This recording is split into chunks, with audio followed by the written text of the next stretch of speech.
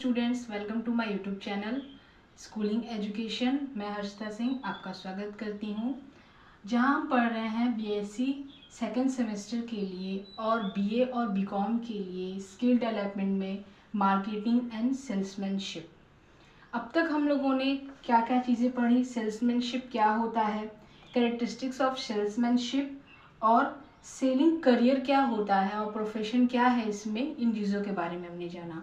आज हम जानेंगे कि एक अच्छे सेल्स पर्सन और सेल्समैन के अंदर क्या खूबियाँ होती हैं, क्या क्वालिटीज़ होती हैं एक सक्सेसफुल सेल्स पर्सन या सेल्समैन के अंदर।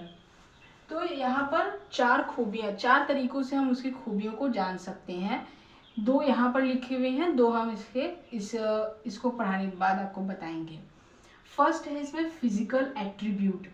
फिजिकल एट्रीब्यूट क्या होता है कि मतलब कि उसके अंदर फिजिकली तरीके से, मतलब बाहरी तरीके से क्या गुण है। एट्रीब्यूट का मतलब क्या होता है, गुण होता है। तो फिजिकली उसके अंदर क्या क्या गुण है उस चीज़ के बारे में यहाँ पे बोला जा रहा है।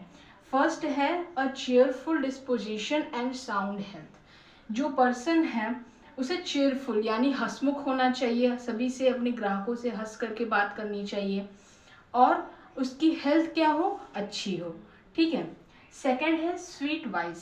उसके वाणी में मधुरता होनी चाहिए, मतलब जब वो किसी से बोले तो मतलब दूसरे को ऐसा लगे हाँ ये बहुत अच्छे से बात कर रहा है, अच्छा बोल रहा है, बहुत ही मतलब उसमें एंग्रीनेस नहीं होनी चाहिए। थर्ड है प्रॉम्प्टनेस। प्रॉम्प्टनेस मीन्स क्या होता है, स्पॉटनेस, मतलब कि बिल्कुल, मतलब जैसे होता नहीं है कि आप कहीं आपके मतलब जैसे आपके दुकान पे कोई आया और उसने कुछ बोला तो आप तुरंत क्या कर रहे हो, उसका काम कर रहे हो। इसको हम क्या कहते हैं, प्रॉम्प्टनेस कहते हैं। मतलब इसका मतलब होता है, हिंदी में इसका मतलब होता है,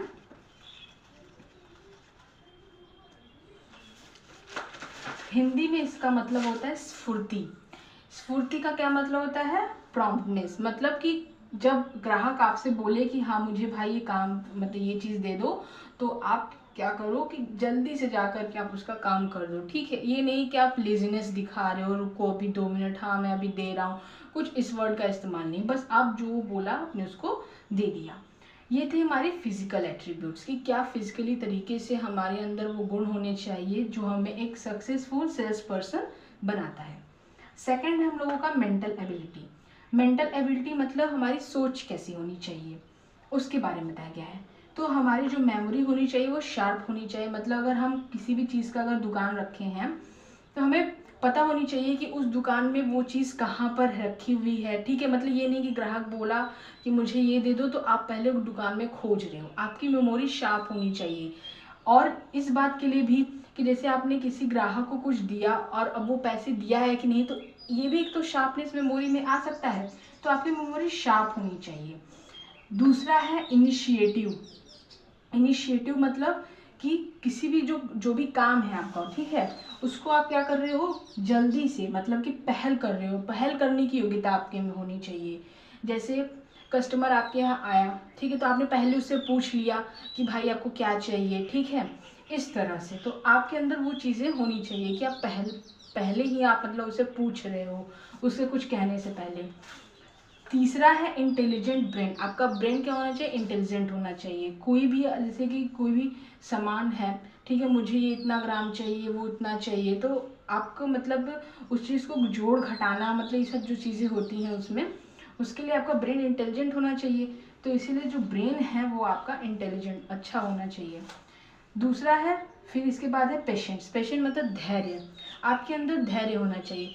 अब हो सकता है आपकी कोई कपड़े की दुकान है, ठीक है, उसने बोला कि भाई मुझे ये कपड़ा दे दो, एक ग्राहक ने बोला कि मुझे ये कपड़ा दे दो, फिर वो कह रहा नहीं मुझे ये दो, फिर वो कह रहा मुझे ये दो। तो आपको गुस्सा नहीं होना चाहिए, आपको धैर्य रखना चाहिए, वो ज़रूर कुछ ना कुछ तो लेगा ही। तो आपके साथ आपके पास पेशेंस होना चाहिए। फिर है रिसोर्सफुल। रिसोर्सफुल का क्या मतलब होता है कि जुगाड़ू होना चाहिए आपको। मतलब जैसे आपने अपने दुकान में कोई भी चीज़ जैसे बहुत ऊपर रख दी है, तो आपके पास कोई ना कोई जुगाड़ होना चाहिए जिससे कि आप जल्दी से कस्टमर को उसके प्रोडक्ट को दे सको। ठीक है। इसके बाद है मेंटल अलर्टनेस, मेंटली आप अलर्ट रहो कि कौन सा ग्राहक आपकी दुकान पर आया, क्या लिया, उसने क्या दिया, आपने क्या दिया उसे, कहीं ऐसा नहीं कि आपने कोई ऐसी चीज़ उसको दे दी जो वो नहीं ले, मतलब जो उसको नहीं चाहिए थी, ठीक है। तो ये चीज़ क्या होता है, मेंटल अलर्टनेस में आता है। फिर इसके बाद है इमेजिनेशन पावर। आपकी जो इमेजिनेशन पावर है वो भी अच्छी होनी चाहिए। मतलब आप ये सोच रहे हो कि मैं अपने दुकान को किसे आगे बढ़ाऊं, आज ग्राहक आ रहा है तो मैं उससे कैसे बात करूं, ये जो चीज़ें होती है ना ये इमेजिनेशन में आती है। तो आपकी इमेजिनेशन पावर भी कैसी होनी चाहिए, अच्छी होनी चाहिए। इसके बाद है ऑप्टिमिस्टिक। ऑप्टिमिस्टिक मीन्स क्या होता है, आशावादी।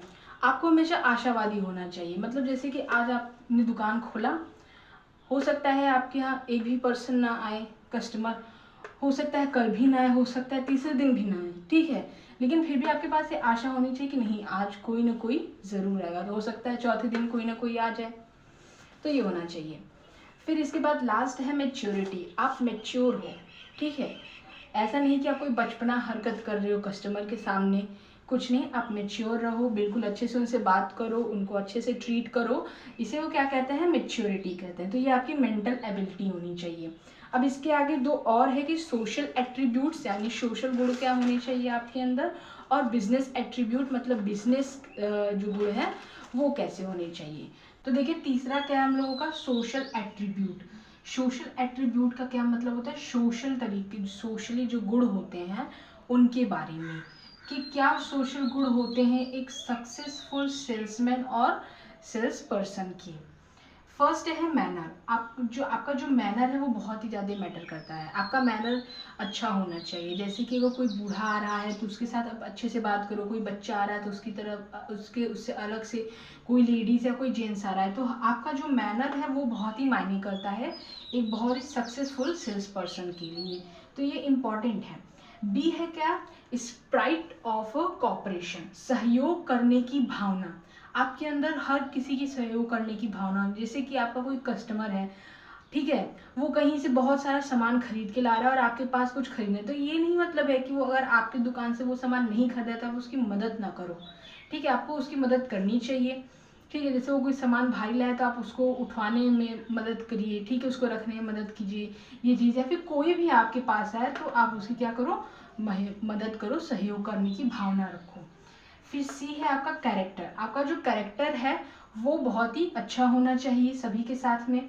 और डी क्या है, एब्सेंस ऑफ प्राइड। आपको घमंड नहीं करना चाहिए। घमंड जो होता है वो सबको चूर कर देता है, खत्म कर देता है। तो आपको घमंड नहीं करना चाहिए कि आपका जो भी व्यवसाय है बहुत अच्छा चल रहा है, तुम यहाँ से नहीं लोगे तो जाओ कहीं और से ले लो। कुछ ऐसे वर्ड्स का हमें इस्तेमाल नहीं करना चाहिए, हमें घमंड नहीं करना चाहिए। अब फोर्थ हम लोगों का बिजनेस एट्रीब्यूट। अब बिजनेस में क्या गुण होते हैं, पहला होता है ट्रेनिंग। आपका जो भी बिजनेस है आपको उसके बारे में अच्छे से जब चीज़ें पता होगी, तो अगर आपके यहाँ कोई सीखने आएगा तो आप उसको अच्छे से ट्रेनिंग करा सकते हो। तो ये चीज़ है कि आपको ट्रेनिंग अच्छे से मतलब जो है आप करा लो, कुछ मतलब इस टाइप से आप रहो। फिर बी है accounting and book keeping. Accounting and book keeping का मतलब है जैसे जो आपने जो कुछ भी बेचा उसके बारे में पूरा हिसाब किताब रखना। जो आप चीज़ें ला रहे हो, बेच रहे हो, उन सभी चीज़ों के बारे में आप हिसाब किताब रख रहे हो, उसको एक जगह नोट करके रख रहे हो, उसको क्या हम कहते हैं, अकाउंटिंग एंड बुक कीपिंग कहते हैं। एंड तीसरा और लास्ट है नॉलेज अबाउट प्रोडक्ट। आपको अपने प्रोडक्ट के बारे में बहुत नॉलेज होनी चाहिए।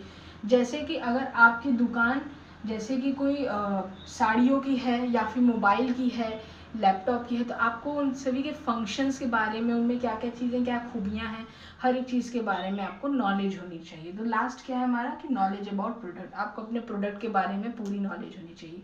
तो ये थे हमारे 4 क्वालिटीज़ जो कि डिफाइन करते हैं कि एक सेल्समैन और एक सेल्स या फिर एक सेल्स पर्सन की सक्सेसफुल होने में क्या क्वालिटीज़ होती है, ठीक है। आई होप आपको इतना समझ में आया होगा। तो कल हम इसके आगे का पढ़ेंगे, आप इतना नोट कर लीजिए। आई होप आपको ये समझ में आया होगा। तो मेरे चैनल को लाइक और सब्सक्राइब कीजिए और सपोर्ट कीजिए। Thank you.